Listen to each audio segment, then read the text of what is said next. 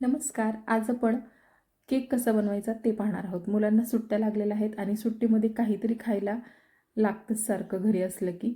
तर आज आपण घरच्या साहित्यामध्ये खूप पौष्टिक असा केक बनवतोय. छान स्पंजी झालेला आहे, चवीला खूप छान झालेला आहे. अजिबात कडक वगैरे झालेला नाही आहे. हा ओव्हनमध्ये शिजवलेला नाही आहे, कढईमध्येच शिजवलेला आहे आणि सगळं साहित्य आपल्या घरामध्ये उपलब्ध असतं. त्याच साहित्यापासून बनवलेलं आहे. घरचं हेल्दी खाणं म्हणजे खूपच छान. आणि महत्त्वाचं म्हणजे या केकमध्ये मी घरात पिकलेली केळी आपल्याकडे शिल्लक असतात, तर केळीसुद्धा घातलेली आहेत. तर अशा प्रकारे आपण केळीपासून खूप पौष्टिक असा हा केक बनवलेला आहे. तुम्ही अशा प्रकारे हा पीसेसमध्ये कट करून मुलांना बड्डे पार्टीमध्ये किंवा असंच खायलासुद्धा देऊ शकता किंवा चहाच्या वेळेत संध्याकाळी किंवा सकाळी नाश्त्यामध्ये तुम्ही हा सर्व करू शकता. अतिशय छान आणि पौष्टिक असा केक कसा बनवायचा ते पाहूयात. तर सगळ्यात पहिलं आपल्याला 2 केळी घ्यायची आहेत. जास्त पिकलेली केळी असतील तरी चालतील, कारण जास्त पिकलेली केळी आपण बऱ्याच वेळेला फेकून देतो वरून साल काळी वगैरे पडल्यानंतर. तर फेकून न देता तुम्ही नक्की हा केक बनवून पहा. 2 केळी कट करून घेतलेल्या आहेत, एका मिक्सरच्या भांड्यामध्ये काढायची आहेत. आता आपण इथे अर्धी वाटी दूध घेतलेलं आहे. एकाच वाटीने सर्व मापं घ्यायची आहेत. घरातली कुठलीही एक वाटी घ्या आणि त्या वाटीने सर्व मापं मोजून घ्या. इथे मी 1.25 वाटी रवा घेतलेला आहे. अर्धी वाटी दूध घेतलं आहे, त्याच वाटीने 1.25 वाटी रवा घेतलेला आहे. 1 वाटी आणि वरती पाव वाटी रवा घेतला आहे. अर्धी वाटी साखर घेतलेली आहे, आपली रेग्युलर साखर घ्यायची आहे. त्यानंतर पाव वाटी तेल घेतलेलं आहे. तेल रेग्युलर वापरातलं घ्या. कुठलाही त्याला वास वगैरे असेल असं घेऊ नका, कारण बऱ्याच वेळेला शेंगदाण्याचं किंवा आपण मोहरीचं तेल वापरतो, तर ते वापरू नका. त्याला वास असतो आणि केकलासुद्धा तसा वास येईल. आता हे मिक्सरला मी फिरवून घेतलं. एकदम बारीक असं करायचं आहे छान. आणि हे मिश्रण एका भांड्यामध्ये आपल्याला काढून घ्यायचे.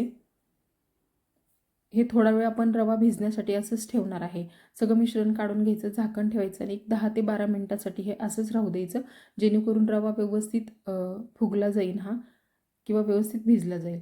तोपर्यंत आपण इकडे कढई जी आहे ती प्रीहीट करायला ठेवायची. कढई किंवा कुकर वापरू शकता किंवा मोठं पातेलं असेल तर ते वापरा. जाडबुडाची कढई घ्या, आतमध्ये एक स्टँड ठेवायचे, झाकण ठेवून एक गरम होण्यासाठी ठेवायचे मध्यम आचेवरती. आता ज्या भांड्यामध्ये तुम्हाला केक बनवायचा असेल त्या भांड्याला आतून असं तेल लावून घ्यायचे. बटर पेपर असेल तर वापरा, नाही तर असंच तेल लावून यामध्ये थोडासा कोरडा मैदा टाकायचा 1 चमचाभर आणि व्यवस्थित असा आतमध्ये सगळीकडे लावून घ्यायचं आहे.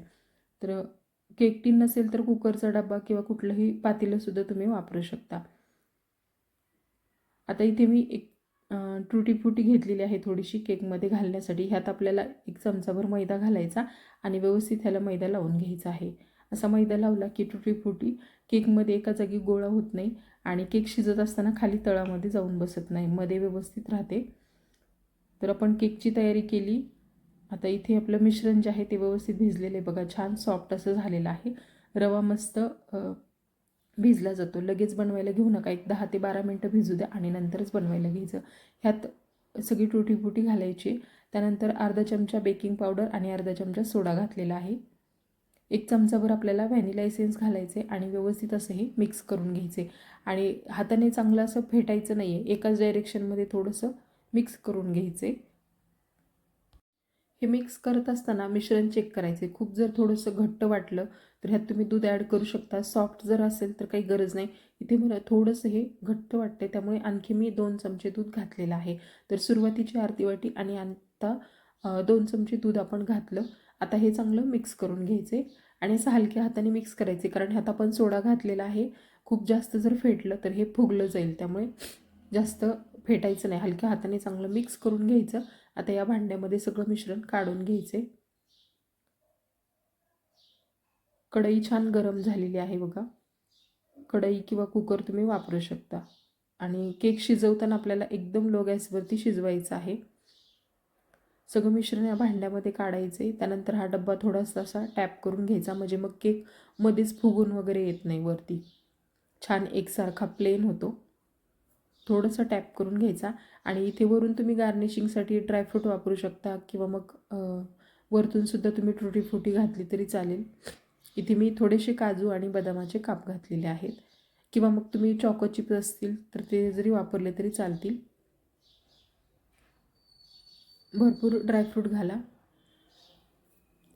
आणि लगेच आपल्याला आता हा केक शिजवण्यासाठी ठेवायचा आहे. तर केक शिजवण्यासाठी आपल्याला पूर्णपणे 40 मिनिटाचा वेळ लागणार आहे. कढईमध्ये हा डब्बा ठेवायचा आहे, झाकण ठेवायचं आणि सुरुवातीचे 15 मिनटं आपल्याला हा मध्यम आचेवरती शिजवायचा आहे. एकदम बारीक गॅस करायचं नाही. सुरुवातीला 15 मिनटं मध्यम आचेवरती आणि नंतर मग साधारणतः एक 20 ते 25 मिनटं आपण लो गॅस करून हा शिजवून घ्यायचा. अजिबात वाफ वगैरे जाऊ द्यायची नाही. छान शिजला जातो. एकदम लो गॅस करून जर शिजवला सुरुवातीपासून तर केक कडक होईल. त्यामुळे सुरुवातीला गॅस मोठा ठेवायचा आणि नंतर लो करायचा. तर बघा जवळजवळ बरोबर 40 मिनटं झालेत आणि केक छान शिजलेला आहे. रंग मस्त आला आहे आणि जे झाकणाला छोटंसं होल होतं त्यातसुद्धा मी पेपर बसवला होता, जेणेकरून ह्याची वाफ जाणार नाही. केक शिजला आहे का हे देखील चेक करायचं. जर थोडा कच्चा वाटला, चिकट वाटला तर आणखीन झाकण ठेवून एक 5 मिनटं शिजवून घ्या. अगदी छान मस्त असा केक शिजलेला आहे. अर्धा तास आपल्याला हा असाच थंड होऊ द्यायचा. एकदम नॉर्मल, फ्रीजमध्ये वगैरे ठेवू नका, असंच थंड होऊ द्या आणि नंतर कट करायला घ्या. तर साईडने अगोदर असा चाकू फिरवून घ्यायचा. हा चिकटलेला नाही आहे डब्याला अजिबात. बटर पेपर आपण वापरलेला नाही आहे, पण अजिबात डब्याला चिकटला नाही. केक खूप मस्त झाला आहे. रंग बघा केकला काय छान आलेला आहे आणि मस्त जाळीदार झाला आहे बघा. एकदम सॉफ्ट झालेला आहे, कडक वगैरे झालेला नाही आहे. बऱ्याच वेळेला केक बेक करताना जर तुम्ही खूप लो गॅसवरती किंवा खूप मोठा गॅस करून शिजवला तर साईडने तो शिजला जातो आणि मध्ये व्यवस्थित शिजला जात नाही. तर हा अगदी छान एकसारखा शिजला गेलेला आहे. थंड झाल्यानंतरच हा केक कट करायला घ्या.